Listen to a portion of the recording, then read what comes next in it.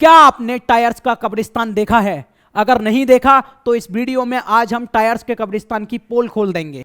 पूरी दुनिया में 150 करोड़ टायर्स एक साल में प्रोड्यूस होते हैं। इनका ब्रेकडाउन करके देखा जाए तो 2850 टायर एक मिनट में खराब हो जाते हैं। टायर्स डैम्पिंग ग्रेवयार्ड जो कि कुवैत में है, 20 सालों से दुनिया भर के यूज्ड टायर यहां पर डैम्प्ड किए जाते हैं। इसका एरियल फुटेज आप देख सकते हो।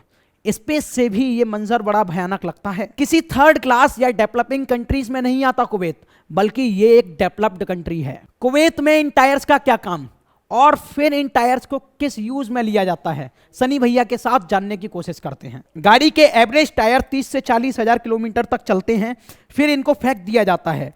ये किसी काम के नहीं रहते। दूसरे रिसाइकल मटेरियल को सिंपली मेल्ट करके रिसाइकल किया जाता है, जैसे कि पेपर, प्लास्टिक को आराम से रिसाइकल किया जाता है। लेकिन टायर्स में रबर और सल्फर होने की वजह से इस प्रोसेस को रिवर्स नहीं किया जा सकता, इसीलिए इन्हें आसानी से रिसाइकल नहीं किया जा सकता। दूसरा पॉइंट, यूज्ड टायर से निकलने वाली गैस बड़ी खतरनाक होती है। अगर उसे जलाया जाए तो उसे बर्न करना भी मुश्किल है और कई कंट्रियों में तो इसे इलीगल माना गया है, इसीलिए टायर्स को जलाना भी बेकार है। ज़्यादातर कंट्रीज करोड़ों टायर्स से छुटकारा पाने के लिए कुवैत भेज देती हैं। इस ग्रेवयार्ड में 7 करोड़ टायर्स मौजूद हैं। अब सवाल ये उठता है कि कुवैत को ये स्क्रैच जमा करने की क्या जरूरत पड़ी है? इनमें से एक को भी रिसाइकल नहीं किया जा सकता। कुवैत पर पैसों की कोई कमी नहीं है, ये बात हम सब जानते हैं। फिर भी इन्हें औने पौने दामों में कुवैत गवर्नमेंट क्यों खरीद रही है, जबकि कुवैत गवर्नमेंट के पास इनसे रिलेटेड कोई भी प्लान भी नहीं है? आखिरकार यहाँ एक वाकया हुआ। 2012 से 2020 में इन टायर्स में कई बार आग लग जाती थी। क्योंकि ये टायर बहुत ही ज़्यादा संख्या में थे तो आग भीषण लग जाती थी। सैकड़ों टायर्स होने की वजह से यहाँ आग फैल जाती थी और इसे कंट्रोल करना बड़ा मुश्किल हो जाता था।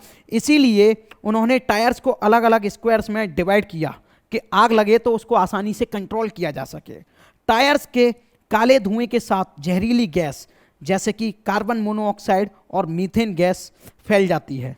पास में ही एक शहर है कुवैत में, अल जहरा, वहाँ के लोगों को इन टायर्स की आग की वजह से तकलीफ होने लगी। अगर ये आग पूरे ग्रेवयार्ड में फैल जाए तो क्या करेगी?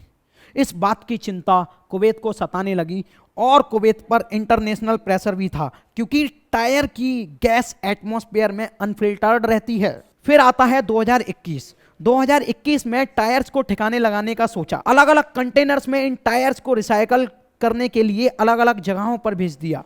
इन यूज्ड टायर्स को किस काम में लाया जाता है? एक नॉर्मल टायर्स में 3 चीजें होती हैं, रबर, कार्बन, स्टील वायर। देखो, पायरोलाइसिस प्लांट की मदद से इन टायर्स को पहले मेल्ट किया जाता है। मेल्ट करने के बाद रबर को ठंडा किया जाता है, फिर उसे फ्यूल के तौर पर इस्तेमाल किया जाता है। बचता है कार्बन को अलग हटा दिया जाता है। फिर बचता है स्टील वायर, जिनको ठंडा करके रिसाइकल फैक्ट्रीज में भेज दिया जाता है।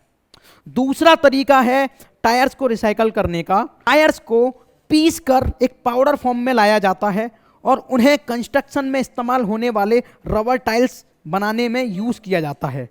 2021 में इसी तरीके से कुवैत के सारे टायर्स को इस्तेमाल कर लिया गया।